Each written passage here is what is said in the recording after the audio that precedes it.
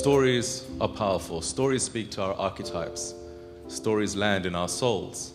Stories remind us of the wizard, the magician. Stories speak as no copywriter can.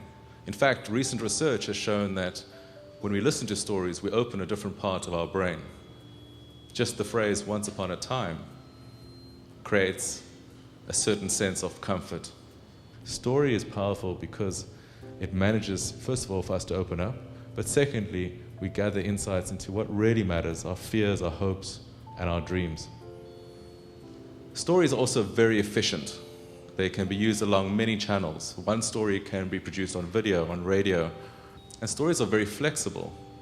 For our intents and purposes, stories can be used for brand activation, they can be used for consumer identity, and therefore, stories are a very efficient means of gathering information and reaching our audiences. The new definition of brand stories are all the stories that are our experiences as we interact with organizations. And when I speak organizations, I speak about companies, non-profits, universities, government. These stories are true-to-life stories. They're told by people like you and me. They're believable because they're told by the people that sit next to us in the taxi, that are our brothers and our mothers. And it's in the telling of the story that it makes it interesting. The new brand stories don't necessarily have to have a conclusion either. They no longer have to have a turning point. It could simply be, the other day I went into X retailer and this happened. So when we talk about the new brand stories, we're talking about the entire gamut. These include organizational practice stories. What does the organization do? Do they keep their word? How do they treat their stakeholders? Product stories. How are they made? Where do they come from? What are the processes? Employee stories. How are the workers treated? How do they feel when they work? There are also, of course, management stories, as well as other stakeholders. Other stakeholders include investors. Many investment companies will look to the organization and say, do we want to put our money there?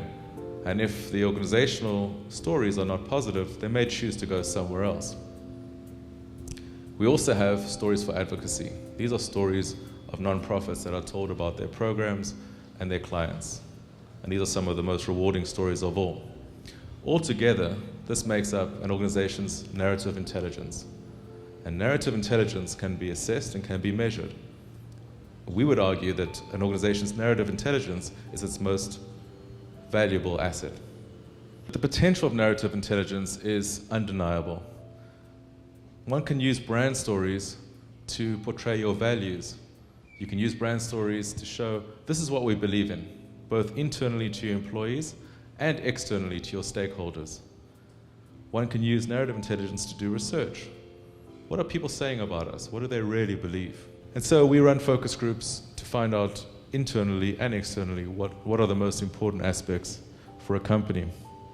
One of the key differences between public relations and story is that story follows the practice.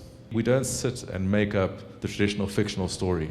Rather, we go out and we gather and we collect. And part of our skills in building rapport, we'll sit with the client and we'll say, what are the stories? What are the possible targets? And then we'll go and we'll meet with them. We'll build the rapport, build the trust, and gather this data and analyze it.